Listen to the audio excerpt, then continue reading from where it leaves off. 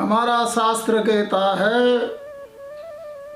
अग्निदेवता वातो देवता सूर्यो देवता चंद्रमा देवता वसवो देवता रुद्रा देवता आदित्या देवता, ये सब देवता है।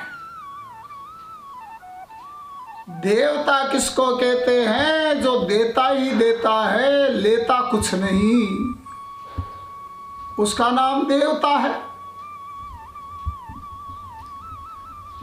अग्नि देवता है, वो हमको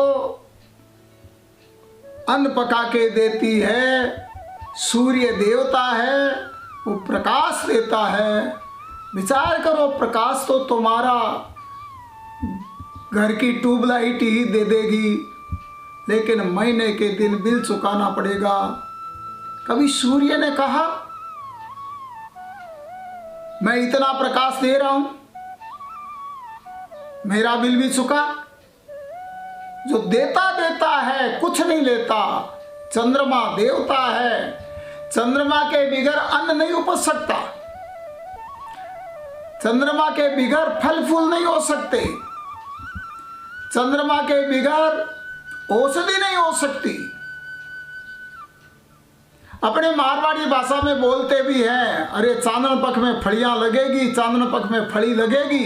हम जानते हैं चंद्रमा बिगर अन्न नहीं हो सकता, तो उसको देवता मानने में हर्ज क्या है? वायु देवता दत्तात्रेय ने इनको गुरु बनाया है, वायु को भी गुरु बनाया है, अग्नि को भी गुरु बनाया है, जल को भी गुरु बना के दत्तात्रेय ने शिक्षा ली है इनसे। वायु हमको कितना पवन दे रहा है, हवा दे रहा है। हवा तो घर का पंखा दे देगा, एसी दे देगी, कूलर दे देगा, महीने के दिन बिल चुकाना पड़ता है। लेकिन कभी वायु देवता ने कहा मैं इतनी हवा दे रहा हूं, मेरा बिल चुका? वायु भी दो प्रकार की है, आभ्यंतर और बाह्य। एक तो बाहर की हवा चल रही है, एक आभ्यंतर अंदर है। अंदर की हवा को श्वास कहते हैं। 24 घंटों में 21,600 श्वास आते हैं, तो कम से कम 24 घंटों में 21,600 जप करो। सवेरे जल्दी उठ करके, और हम यदि 1.25 घंटा एक स्वर से राम राम राम राम राम राम राम राम राम राम राम राम राम राम राम राम ऐसे बोलेंगे, 21,600 जप हो जाएंगे। जब तक हमारे आभ्यंतर वायु रहे, जब तक श्वास रहे, तब तक श्वास श्वास में राम भज, वृथा श्वास न खोय, न जाने इस श्वास का आवन हो न होय।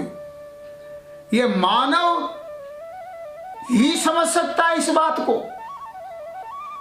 ये विवेक मनुष्य को ही दिया है भगवान ने कि तो श्वास श्वास में भगवान का भजन कर। 4 चीज मनुष्य में और पशु पक्षियों में समान रूप से पाई जाती है। आहार निद्रा भय मैथुनंच सामान्य में तत् पशुभिर नराणाम। आहार खाते मनुष्य भी हैं, खाते पशु पक्षी भी हैं। खाने में कोई अंतर नहीं है। मनुष्य को जितना रसगुल्ला खा के आनंद आता है, उतना ही विष्ठा में पड़े हुए कीड़ा को विष्ठा खा करके आनंद आता है। पेट मनुष्य भी भरता है, पेट पशु पक्षी भी भरते हैं, उसमें कोई अंतर नहीं। निद्रा दूसरी, नींद मनुष्य को भी आती है, नींद पशु पक्षियों की भी आती है। नींद के अंदर मनुष्य को भी सुखानुभूति होती है, नींद के अंदर पशु पक्षियों को भी सुखानुभूति होती है। सबसे ज्यादा सुख किस चीज में है बोलो? रुपए में सुख नहीं है। जब तक हमको नींद नहीं आएगी तब तक सुखानुभूति नहीं होगी। हमारा शास्त्र कहता है सबसे ज्यादा सुख मनुष्य को मिलता है या पशु पक्षियों को मिलता है, जीव मात्र को मिलता है तो नींद में सुख मिलता है। यदि धन में सुख, रुपए में सुख होवे, तुमको कोई कह दे गड़ियां आगे रख दे, ले रुपए गिनता जा लेकिन नींद मत लेना, कितने दिन रुपए गिनोगे? कितना दिन रुपए गिनोगे? आखिर तो नींद लेनी पड़ेगी, तब सुख और शांति मिलेगी। आहार निद्रा भय में थुनंचय। तीसरी चीज, डर मनुष्य को भी लगता है, डर पशु पक्षियों को भी लगता है। निडर मनुष्य भी नहीं है, निडर पशु पक्षी भी नहीं है, निडर सिंह भी नहीं है, निडर हाथी भी नहीं है, निडर सर्प भी नहीं है। डर सबको लगता है। चौथी चीज, मैथुनंचय, बेटे पोते, पड़पोते, सड़पोते, लकड़पोते मनुष्य के भी होते हैं, पशु पक्षियों के भी होते हैं। इन चार चीजों में, मनुष्यों में और पशु पक्षियों में कोई फर्क नहीं है। एक बार मनुष्यों में और पशु पक्षियों में झगड़ा हो गया, मनुष्य कहते हैं हम बड़े हैं, पशु पक्षी कहते हैं हम बड़े हैं, तो सारे पशु पक्षी इकट्ठे हुए, मनुष्य से पूछा, हे मनुष्य तुम किस चीज में बड़े हो भैया? जरा बता तो सही। चिड़िया बोली, अरे भोजन तुम भी करते हो, भोजन हम भी करते हैं। चिड़िया बोली, जब बाजरी खेतों में लगती है, अन्न लगते हैं, उस समय हम पहले खाती है, तो बाद में खाता, हमारा झूठा खाता है। आहार निद्रा, अरे नींद तेरे को भी आती है, नींद हमको भी आती है। भय, डर तेरे को भी लगता है, डर हमको भी लगता है। बेटे पोते तेरे भी होते हैं, हमारे भी। चार चीज तो बराबर है, तुम किस चीज में बड़े हो? मनुष्य से बोला नहीं गया। अंतोगता पशु पक्षियों ने कहा, एको विवेको अधिको मनुष्य। हे मनुष्य, तेरे के अंदर एक विवेक है, तुम विवेक अपना करके सदगुरु के समीप जा सकता है, विवेक अपना करके सदगुरु से शिक्षा दीक्षा ले सकता है, तो विवेक से सत असत का पता लगा सकता है। और जब तक तेरे अंदर विवेक नहीं है, तो हम तो सींग पूंछ के पशु पक्षी हैं। यदि तू विवेक नहीं अपनाएगा तो तुम बिगर सींग पूंछ, बिगर का पशु पक्षी बन जाएगा, पशु बन जाएगा। हमारे हाड़ मांस शाम गाल गोबर तक काम आते हैं मनुष्य, तेरे तो कुछ भी नहीं काम आता।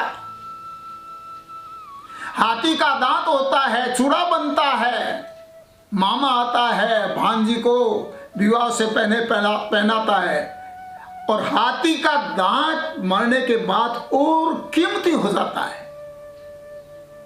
हाथी बोला, अरे मेरा तो दांत काम आता है, तेरा कुछ काम आया?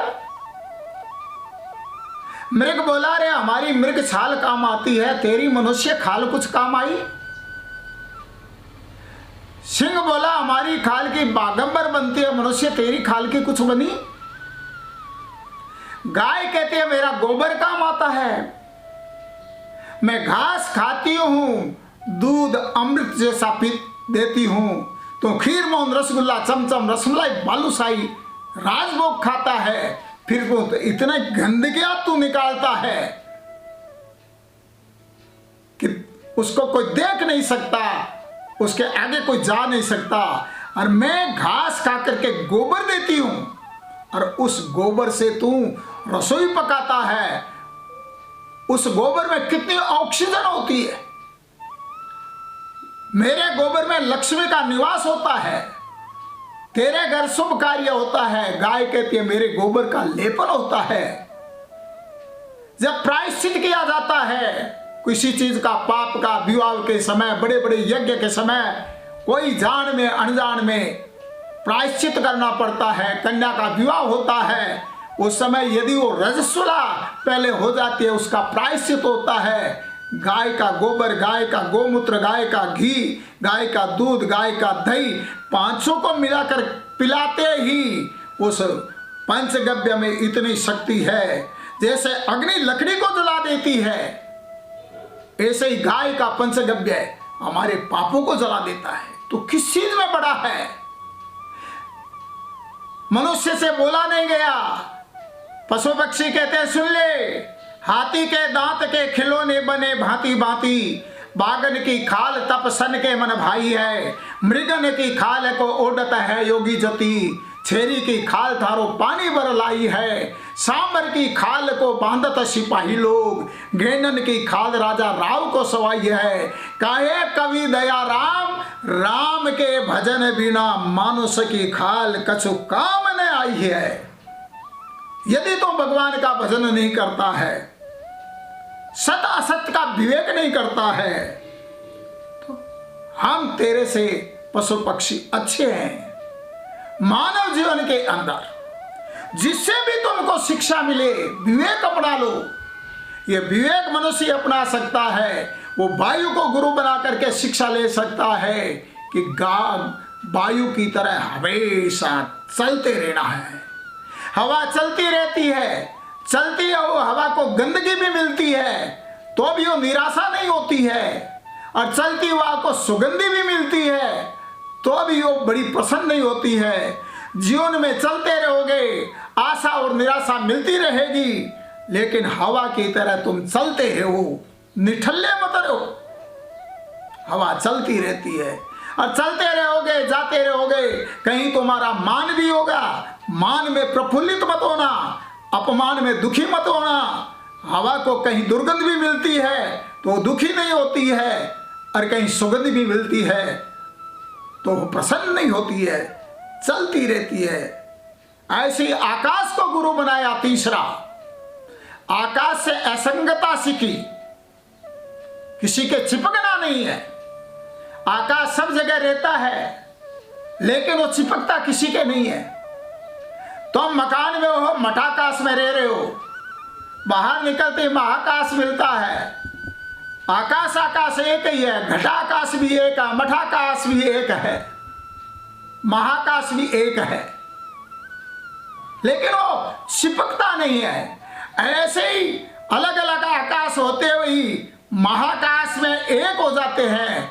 ऐसे अलग अलग देवता है, ये विष्णु है, ये शंकर है, ये दुर्गा है, ये शिव है, लेकिन महाकाश, आकाश आकाश घट फोड़ते ही महाकाश में मिल जाता है, मठ फोड़ते ही आकाश महाकाश में मिल जाता है। ऐसी अलग अलग नाम है, लेकिन है एक वो ब्रह्मा, उसके सिवाय कुछ नहीं है। निर्प्लेप रहो, आकाश की तरह चिपको मत। एक बार मैं भागवत करके जयपुर से दिल्ली जा रहा था, मेरे आगे एक ट्रक चल रहा था। उस ट्रक पर लिखा हुआ था, उचित दूरी बनाए हुए रखो। बस ऐसे ही किसी के चिपको मत, उचित दूरी बनाए हुए रखो। घर के अंदर परिवार में रहते हो तो भी उचित दूरी में रहो। पिता अपनी दूरी में रहे, पुत्र अपनी दूरी में रहे, बहू अपनी दूरी में रहे, पोते अपनी दूरी में रहे। चिपक को मत, रहना है लेकिन उचित दूरी में रहना है। अभी कोरोना महाबीमारी चल रही है, इसीलिए में भी आकाश की तरह रहना है, सारा व्यवहार करना है। छोड़ के जाएंगे, कहां जाएंगे, निकलना पड़ेगा, लेकिन इस रोग में भी तुम उचित दूरी में रहना, चिपकना मत। एक दिन यह भी चला जाएगा, उचित दूरी बनाए हुए रखना। आगे दत्तात्रेय ने चौथा गुरु जल को बनाया। जल से क्या शिक्षा दी? शीतलता, ठंडा बना। जल का स्वभाव है ठंडा रहना। तो हम अग्नि के संसर्ग से जल को गर्म कर दो, वो अग्नि के जल से और संसर्ग से गर्म हो जाएगा, लेकिन वो अपना स्वभाव नहीं छोड़ता है। जाट उतारो, ठंडा हो जाएगा। ऐसे ही जल को गुरु बना लेना, क्रोध मत करना। जो तुमको क्रोध आवे नेम रखो, उसी समय 2 गिलास ठंडा पानी पी लो। घर में आए हुए पति को कभी गुस्सा आवे, जल को गुरु बना लो। जब हाथ में गिलास दे दो पानी की, लो जी पानी पी लो, नेम रखो। हां, जनवरी के महीने में भी क्रोध आवे, 2 गिलास ठंडा पानी पियो। जल के अंदर माधुर्य भरा पड़ा है, जल में शीतलता भरी पड़ी है, जल में पवित्रता है। ये विवेक अपनाओ। यदि ये विवेक नहीं अपनाएंगे तो पशु पक्षियों में हमारे में कोई अंतर नहीं रहेगा। जल को गुरु बना करके ये विवेक ले। एक कन्या थी, उसका विवाह हुआ, ससुराल गई। आगे सास बहू में खटपटा हो गया। सास 1 सुनावे, बहू 2 सुनावे, बहू 2 सुनावे, सास 4 सुनावे, और सास 4 बात सुनावे, बहू 4 दिन खावे नहीं। 2 महीने हो गए हो, बहू आई पियर के अंदर 2 महीनों से। पियर के अंदर उस कन्या के गुरुजी थे, गुरुजी के पास गई। गुरुजी ने पूछा, बेटी इतनी दुबली? अरे विवाह से पहले तू कितनी सुंदर थी, कितना तेरा शरीर सुंदर था, 2 महीनों में इतनी तो सूख कैसे गई, काली कैसे पड़ गई, कमजोर कैसे हो गई?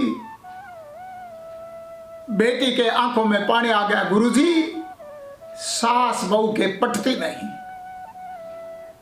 बोली थी, कहने लग गई, गुरुजी कोई ऐसी ताबीज बना दो, कोई ऐसा मंत्र बोल दो, कोई ऐसा मादलिया बना दो कि मेरी सासू का स्वभाव सरल हो जावे, मेरी सासू सुधी हो जावे। गुरु ने कह दिया, कोई बात नहीं बेटी, तो ससुराल जावे ना, मेरे से मिल के जाना। मैं तेरी सासू का स्वभाव सरल बनाने के लिए, तेरी सासू का स्वभाव सुधा बनाने के लिए, शीतल बनाने के लिए कुछ न कुछ उपाय करूंगा। 10 दिन हो गए, बेटी गई, गुरुजी आज मैं ससुराल जा रही हूँ, मेरी सास का स्वभाव ठीक करने के लिए कुछ ताबीज बनाया। गुरु ने इतनी बड़ी शीशी दी, गंगा जल भरी हुई। बेटी ये पानी मैंने 11 दिन अभिमंत्रित किया है तेरी सासू का स्वभाव ठीक करने के लिए। कहा इसका क्या करो? कहा अटेची में डाल के ले जाना, और जो ही तेरी सास सुनावे नेम ले लेना। ये क्या? एक पानी की घूंट मुख में ले लेना, न उसको गिटना न उसको थूकना। जब तक सास सुनाती रहे तक पानी मुख में रखना। जब थोड़े ही दिनों के अंदर तेरी सास बहुत सयानी हो जाएगी। हाँ, पानी वो जब पीना जब तेरी सास सुनाते सुनाते आधी घंटा चुप हो जावे, उसमें वो पानी पी लेना। तेरी सास का स्वभाव बड़ा मधुर हो जाएगा, सुधर जाएगा। आहा, कन्या छोरी बड़ी प्रसन्न हुई, शिशी को गंगा जल वाली को अटेचे में डाल के ले गई। 5 दिन का कह के गई, 10 दिनों से आई। सास का पारा चढ़ा हुआ था, आई 10 दिनों से आई है। 5 दिन का कह करके जो ही सास ने गुस्सा किया, महाराज बहू को आया, अरे गुरुजी ने शिशी दी थी, अरे जब सास बोले पानी मुख में डाल लेना, जब अटेची खोली मुख में पानी ले लिया, न गीटा न बोली न थूका। सास सुनाती गई, थोड़ी देर में सासू जी का पारा बोलो ना ढीला पड़ गया। आधी घंटा सास बोली नहीं, महाराज बहू ने पानी पी लिया। ऐसे या तो झगड़ा हमेशा होता था या 2-3 दिन के बाद में हुआ। फिर वो अटेची का पानी निकाल के शीशी वाला पी लिया, फिर सुनाती गई, लेकिन वो बहू बोल ही नहीं रही है। धीरे धीरे जो हमेशा झगड़ा होता था 15 दिनों से होने लग गया। 15 दिनों से जाता जाता महीनों तक झगड़ा नहीं हुआ। महाराज बहू विचार करती है गुरु जी का पानी बहुत काम कर रहा है। एक दिन बहू काम कर रही थी, सास बैठी हुई थी। पड़ोसी ने आके कहा, बहन जी क्या बात है, आजकल आपकी बहू तो सुनाई नहीं देती है, पहले तो बड़ा झगड़ा करती थी। आहा, बहू सुन रही थी। सास ने कहा, बहन जी आजकल मेरी बहू गाय से भी शुद्धि हो गई, सयानी हो गई। यदि सास का स्वभाव मधुर करना है तो हम आपको चौथा गुरु बता रहे हैं, जल को गुरु बना लो। कोई तुम्हारे सामने बोले उस समय झटमुख में पानी ले लो, न उस पानी को थूको न उस पानी को घीटो। जाओ, थोड़े ही दिनों के अंदर हमारा सबका स्वभाव मधुर बन जाएगा और बड़ा भारी हमारा घर एक सुगंध देने वाली क्यारी बन जाएगा। इसलिए क्रमबद्ध इन गुरुओं की कथा सुनते रहो। ये गुरु सारे के सारे मैं तुम्हारे को काया में ही बताऊंगा। ये सारे के सारे हमारे शरीर के अंदर है। पृथ्वी भी हमारे शरीर में है तो आकाश थोत को कहते हैं पेट थोता, ये भी हमारे शरीर के अंदर है। जल अग्नि भी शरीर के अंदर है, जठरा अग्नि, तो जल पसीना भी शरीर के अंदर है। ये कैसे रहते हैं ये प्रसंग हम अगले के 5वें गुरु अग्नि की कथा आएगी। दत्तात्रेय अग्नि को गुरु बना के क्या शिक्षा लेंगे तब बताएंगे। अभी समय हो गया। ओम शांति।